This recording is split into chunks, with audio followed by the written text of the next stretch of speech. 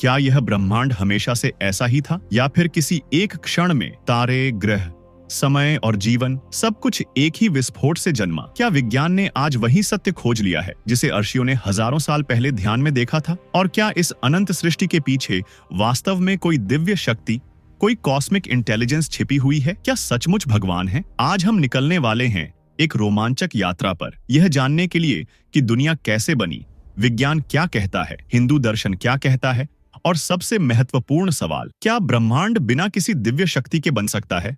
तो चलिए शुरू करते हैं। विज्ञान मानता है कि आज से लगभग 13.8 अरब वर्ष पहले न तो स्पेस था, न समय, न ऊर्जा, कुछ भी नहीं। बस था एक अवस्था जिसे हम एब्सोल्यूट नथिंगनेस कहते हैं। लेकिन इस शून्यता के भीतर भी हुआ एक क्वांटम फ्लक्चुएशन, एक सूक्ष्म ऊर्जा अस्थिरता, और उसी एक क्षण में हुआ बिग बैंग। बिग बैंग कोई बम जैसा धमाका नहीं था, यह स्पेस का अचानक फैलना था।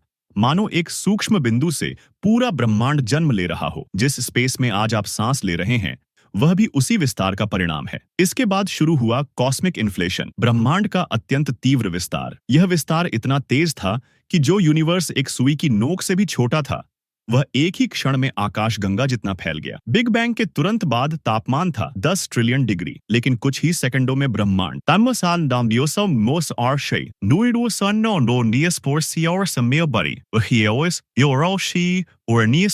ठंडा होने लगा और पहली बार बने क्वार्क्स, इलेक्ट्रॉन्स, न्यूट्रॉन्स और प्रोटॉन्स। लाखों वर्षों बाद हाइड्रोजन और हीलियम के परमाणु बने। गुरुत्वाकर्षण के कारण ये परमाणु एक दूसरे की ओर खींचने लगे और बने पहले तारे और पहली आकाशगंगाएं। इन तारों के भीतर न्यूक्लियर फ्यूजन से बने भारी तत्व कार्बन, ऑक्सीजन, आयरन। जब ये तारे सुपरनोवा बने तो उन्हीं विस्फोटों से निकले हुए तत्व जिनसे आज आप, मैं, हमारी पृथ्वी और हमारा शरीर बना है। लगभग 4.6 अरब वर्ष पहले हमारे सूर्य का जन्म हुआ। उसके चारों ओर बची धूल और पत्थरों से बनी हमारी पृथ्वी। और फिर आता है सबसे बड़ा रहस्य, जीवन। विज्ञान कहता है कि समुद्रों में बिजली, रसायनों और ऊर्जा की क्रियाओं से पहली प्रिमिटिव लाइफ बनी। एक कोशिका जिसमें बदलाव होते गए और अरबों वर्षों में वही कोशिका इंसान बन गई। लेकिन सवाल वही है, कैसे, क्यों और किसने शुरुआत की? यह अब भी एक रहस्य है। अब आते हैं हिंदू दर्शन पर। हिंदू धर्म में सृष्टि की उत्पत्ति पर एक नहीं बल्कि कई स्तरों पर विचार किया गया है। और जो बात सबसे ज्यादा चौंकाती है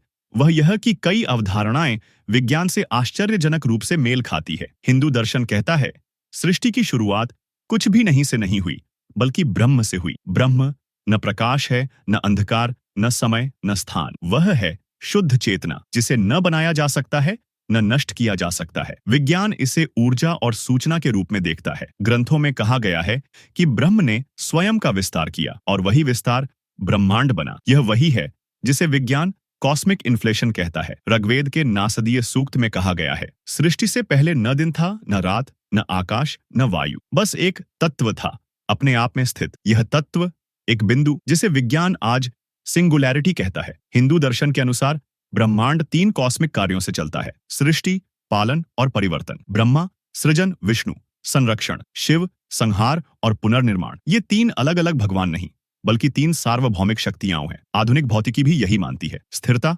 परिवर्तन और एंट्रोपी। ग्रंथ कहते हैं कि ब्रह्मांड बार बार बनता और नष्ट होता है। एक चक्र समाप्त होता है, दूसरा शुरू होता है। आज की फिजिक्स भी कहती है बिग बैंग, बिग क्रंच और बिग बाउंस। अब सबसे बड़ा सवाल, क्या ब्रह्मांड अपने आप बन और चल सकता है? विज्ञान मानता है कि ब्रह्मांड को चलाने के लिए 25 से अधिक फंडामेंटल कॉन्स्टेंट्स होते हैं, जैसे प्रकाश की गति, गुरुत्वाकर्षण, इलेक्ट्रॉन का चार्ज। अगर इनमें से किसी एक में 0.0000000001% भी बदलाव हो जाए तो ब्रह्मांड अस्तित्व में ही नहीं आ सकता। इसे फाइन ट्यूनिंग कहा जाता है। इतनी परफेक्ट ट्यूनिंग को सिर्फ संयोग कहना कई वैज्ञानिकों के लिए भी कठिन है। गैलेक्सियां संतुलन में घूम रही हैं, ग्रह सही दूरी पर हैं, भौतिक नियम हर जगह एक जैसे हैं, डीएनए अत्यंत जटिल है। तो सवाल उठता है, क्या यह सब रैंडम है या फिर कोई सुपर इंटेलिजेंस, कोई कॉस्मिक चेतना? हिंदू दर्शन कहता है भगवान कोई व्यक्ति नहीं बल्कि एक कॉस्मिक इंटेलिजेंस है। ब्रह्म, परमात्मा, चेतना, एक ऐसी शक्ति जिसने नियम बनाए, कॉन्स्टेंट सेट किए और यूनिवर्स के एल्गोरिदम को चलाया। क्वांटम फिजिक्स और गीता में अद्भुत समानताएं मिलती हैं। एनर्जी न नष्ट होती है न बनती है। गीता कहती है आत्मा अमर है, सब कुछ एक दूसरे से जुड़ा है। अद्वैत वेदांत कहता है सब एक ही है, कण और तरंग रूप बदलते हैं, तत्व एक रहता है। तो क्या भगवान है? अगर भगवान का अर्थ है एक ऐसी चेतना जो हर कण में है, हर नियम में है, हर हृदय में है, तो उत्तर है हाँ। विज्ञान बताता है कि ब्रह्मांड कैसे बना, आध्यात्म बताता है कि क्यों बना। पूरा सत्य तब दिखता है जब दोनों को साथ समझा जाए। श्री कृष्ण कहते हैं, सब मुझसे है, सब मुझ में है, यह जगत मेरा रूप है, जीव मेरा स्वरूप है और मैं कण कण में उपस्थित हूँ। तो दोस्तों, अगर आपको यह यात्रा पसंद आई हो तो इसे शेयर करें और कमेंट में बताइए, क्या आप मानते हैं कि ब्रह्मांड के पीछे कोई दिव्य शक्ति है? मिलते हैं अगली यात्रा में, तब तक के लिए जय श्री कृष्ण।